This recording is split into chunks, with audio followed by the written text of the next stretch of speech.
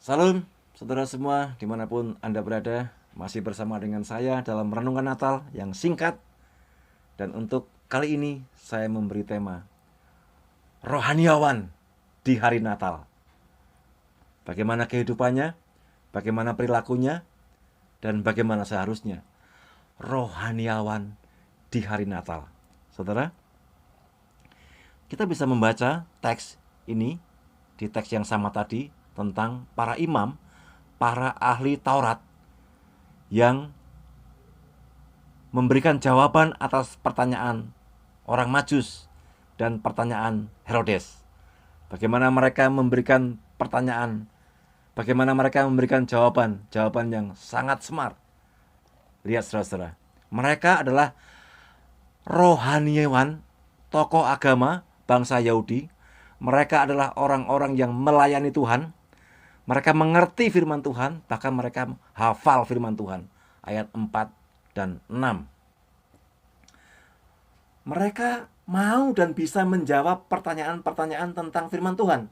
Dan mereka mengutip kitab Mika pasal 5 ayat 1 untuk menjawab pertanyaan Herodes dan pertanyaan orang-orang Majus ayat 4 dan 6. Wah, ini orang-orang hebat. Rohaniwan-rohaniwan yang hebat. Pada masa kini juga ada banyak hamba-hamba Tuhan, banyak rohaniawan yang hebat-hebat. Mereka menghafal kitab suci. Bahkan ada yang bilang membaca 1 tahun itu bisa berkali-kali dengan kecepatan tinggi. Ada yang bilang sudah membaca lebih dari 50 kali. Ada orang lagi yang bilang lebih dari 80 kali. Ya, itu baik sekali. Saya senang mendengar kabar itu. Tetapi ingat, ada rohaniwan di saat Natal, ditulis dalam Alkitab. Mereka adalah orang-orang yang cerdas, yaitu imam-imam kepala, ahli-ahli Taurat. Mereka sangat cerdas, mereka bisa menjawab pertanyaan-pertanyaan dan langsung mengutip kitab-kitab suci Perjanjian Lama. Tetapi mereka kurang berhikmat. Mereka kurang peka terhadap undangan dan pertanyaan Raja Herodes. Hati-hati saudara. Ada orang hafal kitab suci tetapi nggak berhikmat. Ada orang hafal ayat-ayat kitab suci dari pasal berapa, kitab apa, bunyinya apa, ayat berapa, hafal. Bisa menghubung-hubungkan antara kitab ini dan kitab ini. Hafal semua. Tetapi lihat, di dalam Injil Matius ini dikatakan, mereka tidak disebut sama sekali orang yang mengerti apa maksud pertanyaan Herodes. Apa maksud janji Herodes yang mengatakan, kabarkan kepadaku supaya aku datang menyembah dia juga. Padahal raja ini ingin atau membuat rencana untuk membunuh raja yang baru atau Mesias itu. Harusnya hamba Tuhan itu hamba yang peka terhadap motivasi-motivasi jemaat di dalam gereja, terhadap motivasi-motivasi rohaniwan baru yang bergabung kepada dia. Motivasinya apa? Mau mencuri domba, mau mengambil domba, mau memindahkan keanggotaan, mau mengambil persembahan perpuluhan, atau meraup keuntungan yang lain. Tetapi orang-orang ini, rohaniwan-rohaniwan ini, imam-imam kepala ini, ahli-ahli Taurat ini, sekalipun tahu banyak tentang ayat kitab suci, mereka juga tahu di mana Mesias baru dilahirkan. Mereka tahu tentang raja baru. Mereka tahu tentang Immanuel. Tetapi mereka tidak berhikmat menurut saya. Juga tidak peka bahwa undangan Raja Herodes yang mengundang mereka, ayo datang. Mungkin diajak makan, diajak pesta, mungkin juga dikasih amplop ketika pulang. Raja yang mengundang loh.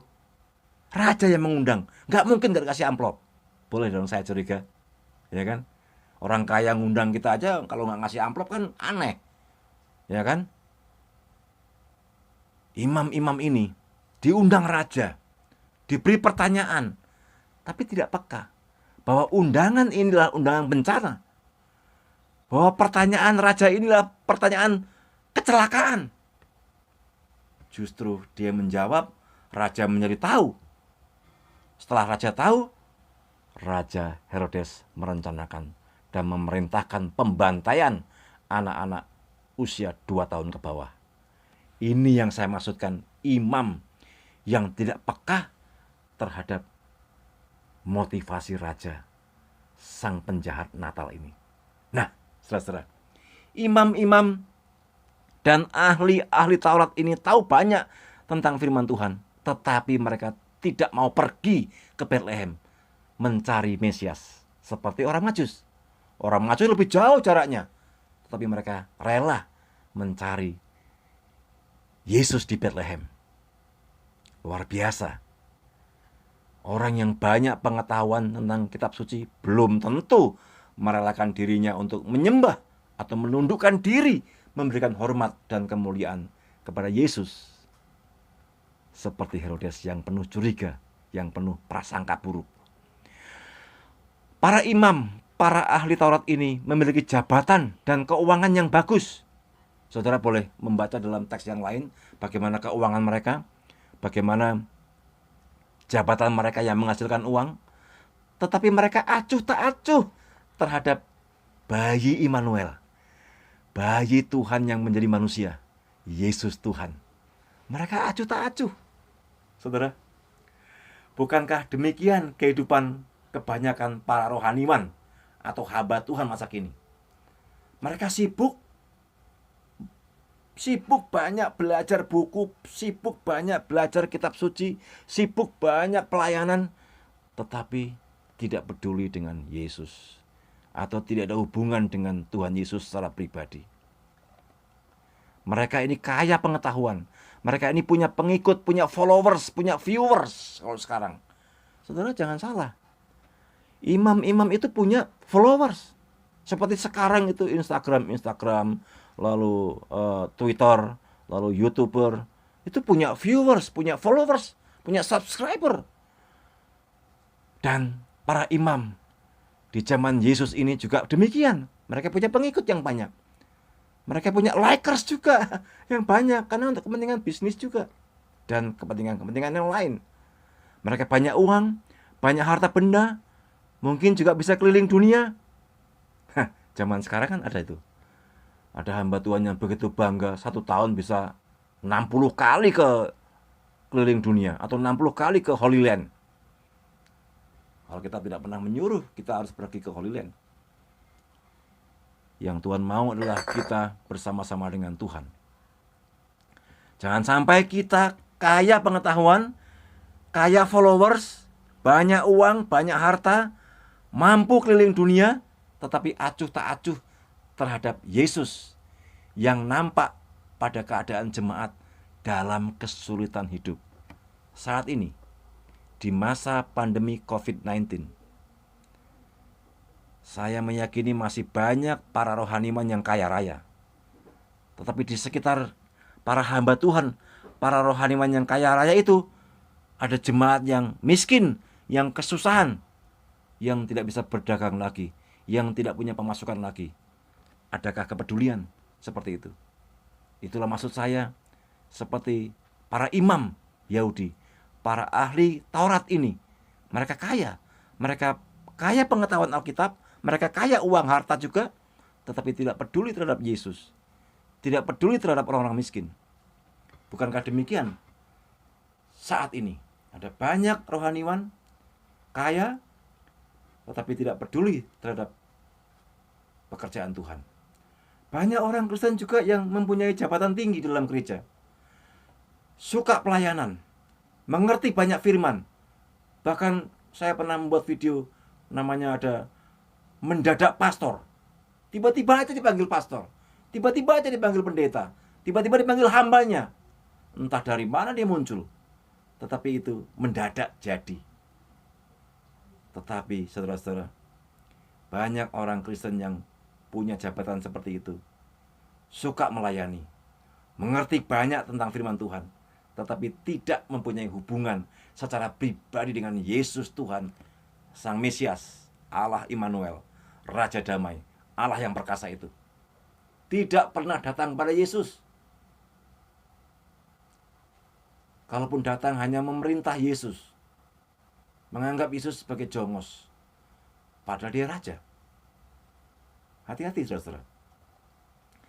Mereka di antara kita punya banyak interest terhadap segala sesuatu di dalam gereja. Interest. Ada passion. Passion kepada pendetanya, passion kepada aliran gerejanya, ya, minat kepada aktivitas gerejanya, kepada jemaatnya, tetapi mereka acuh tak acuh terhadap hubungan secara pribadi dengan Yesus. Ini mengerikan. Kalau kita punya anak kita punya pacar, anak kita punya pasangan hidup, punya suami atau punya istri, dia sibuk ini itu, tapi tidak berhubungan secara pribadi, secara hati, heart to heart dengan anak kita. Hati-hati, saudara.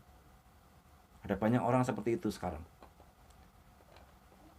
Pacaran tetapi tidak berhubungan secara pribadi, secara personal. Tidak mengenal hatinya. Tidak mengenal pribadinya. Sama dengan anggota gereja. Mengaku Kristen tetapi tidak mengenal pribadi Yesus. Mengaku anggota gereja tetapi tidak berhubungan, tidak berelasi dengan Yesus Sang Mesias itu. Kalau kita adalah orang Kristen yang seperti ini, ya jangan berharap bahwa kekristenan yang kosong seperti itu bisa menyelamatkan hidup seseorang. Yang paling utama di dalam kekristenan adalah relasional. Hubungan kita mengenal Yesus karena Yesus mengenal kita. Bukan hanya rajin ke gereja, bukan hanya rela menjadi pengurus, bukan hanya rela menjadi pelayan. Ada banyak orang menjadi pelayan, tapi dia nggak lahir baru. Ada banyak orang berkhotbah, ada banyak orang pidato tentang kitab suci, tentang Alkitab, tetapi ia tidak mengalami kelahiran baru dalam Kristus. Dia tidak ada hubungan secara pribadi dengan Yesus. Itu sangat berbeda, saudara-saudara. Namanya sok kenal, sok dekat, sok akrab sebagai orang Kristen, tetapi tidak di dalam kasihnya, dan firman-Nya tidak tinggal di dalam dia. Saudara kasih Tuhan, inilah renungan Natal tentang imam, tentang rohaniwan di saat Natal, yang jauh dari Tuhan sekalipun dia membawa kitab suci setiap hari, yang jauh dari kesukaan besar di dalam Natal sekalipun dia hafal kitab suci, yang jauh dari berkat Natal sekalipun dia berjubah seorang rohaniwan. Saudara, siapakah mereka? Apakah mereka hamba-hamba Tuhan asli atau hamba Tuhan palsu? Hanya Tuhan yang tahu. Tetapi orang yang dekat dengan Yesus diberikan hikmat, diberikan kepekaan untuk mengetahui apakah mereka imam yang palsu atau imam yang asli. Apakah mereka hamba Tuhan yang asli atau palsu? Apakah mereka rohaniwan yang asli menjaga domba dengan penuh pengorbanan, atau rohaniwan yang palsu yang hanya menginginkan popularitas dan hanya sibuk dengan mungkin gadget, handphone, media sosial, dan lain sebagainya.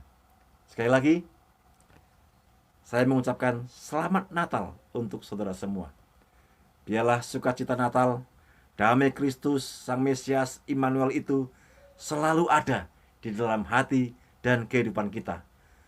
Tuhan memberkati saudara sekalian. Salam.